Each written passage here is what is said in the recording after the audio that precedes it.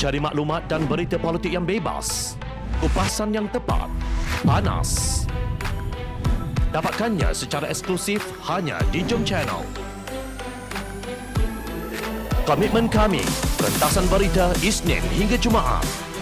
Berbicara dan isu semasa, kami garapkan secara langsung. Panel-panel berkaliber dan profesional. Interaktif, pandangan anda kami raikan. Jangan lupa bersama kami di setiap hujung minggu dalam edisi khas mingguan.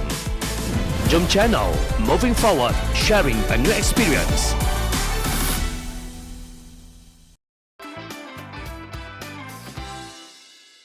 Sup SPRM semakin panas.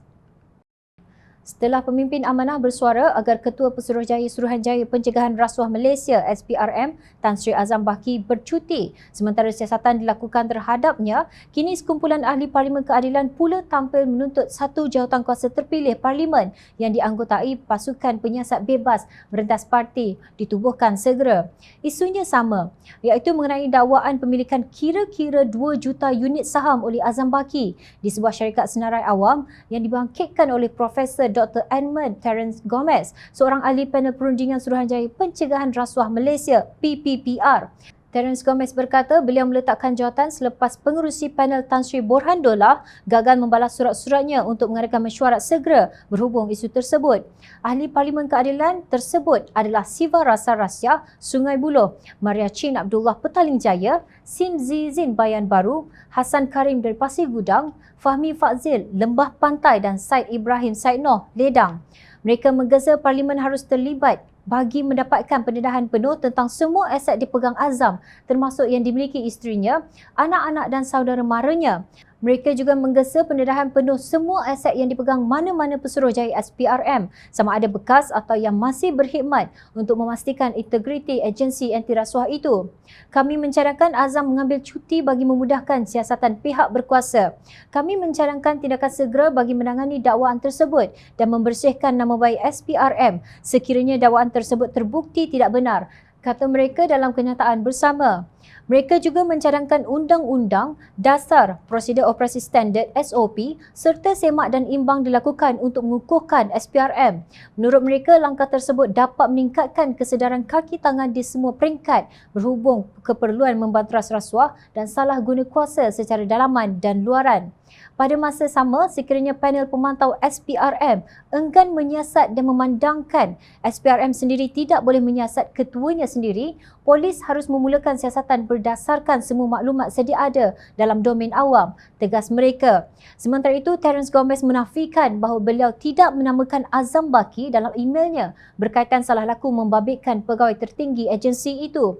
Beliau berkata demikian sebagai jawapan kepada kenyataan pengerusi PPPR Tan Sri Borhan Dollah pada Selasa bahawa email berkenaan yang dihantar sejak November lalu itu tiada langsung memperkatakan mengenai isu salah laku Azam Baki. Tan Sri Borhan menyatakan bahawa email saya kepadanya tidak menamakan Ketua Pesuruhjaya SPRM Tan Sri Azam Baki. Perkara yang gagal didedahkan oleh Tan Sri Borhan ialah dalam email itu, saya mempunyai 5 lampiran dengan laporan dan maklumat mengenai hubungan perniagaan Tan Sri Azam secara langsung dan tidak langsung. Nama individu lain termasuk seorang Ketua Pesuruhjaya SPRM sebelum ini turut disenaraikan dalam lampiran ini, kata Terence Gomez dalam satu kenyataan kemarin. Sup SPRM ini nampaknya semakin panas kerana tindakan Borhan Dollah itu menimbulkan 2 persoalan. Adakah beliau cuba melindungi Azam Baki? Adakah kerana Azam Baki itu orang Melayu Islam maka beliau wajib dilindungi? Dalam pada itu, adakah Perdana Menteri Datuk Seri Ismail Sabri Yaakob tidak mempunyai pendirian mengenainya? Sedangkan beliau sewajarnya menunjukkan bahawa kerajaannya bersifat telus dan adil, khususnya apabila menangani rasuah. Kegagalan Ismail Sabri bertindak akan menjadi satu lagi kegagalan dalam kerajaan keluarga 69 ini. Adakah pelabur akan berbondong-bondong masuk ke negara ini jika ketua agensi yang sewajarnya membanteras rasuah didakwa terpalit dengan isu integriti, manakala kerajaan klop-klep mengenainya? Sedangkan pelabur memerlukan tadbir urus yang baik dan nilai etika yang tinggi. Kecualilah kalian mahu mengikut prinsip yang baru sahaja ditunjulkan oleh penganjur Forum Ekonomi Cina Sedunia WCEF yang menjemput dan memberi tempat penghormatan kepada bekas Perdana Menteri Malaysia Datuk Seri Najib Najib Razak untuk memberi ucap pertama dan seterusnya melancarkan forum tersebut pada 27 Disember lalu.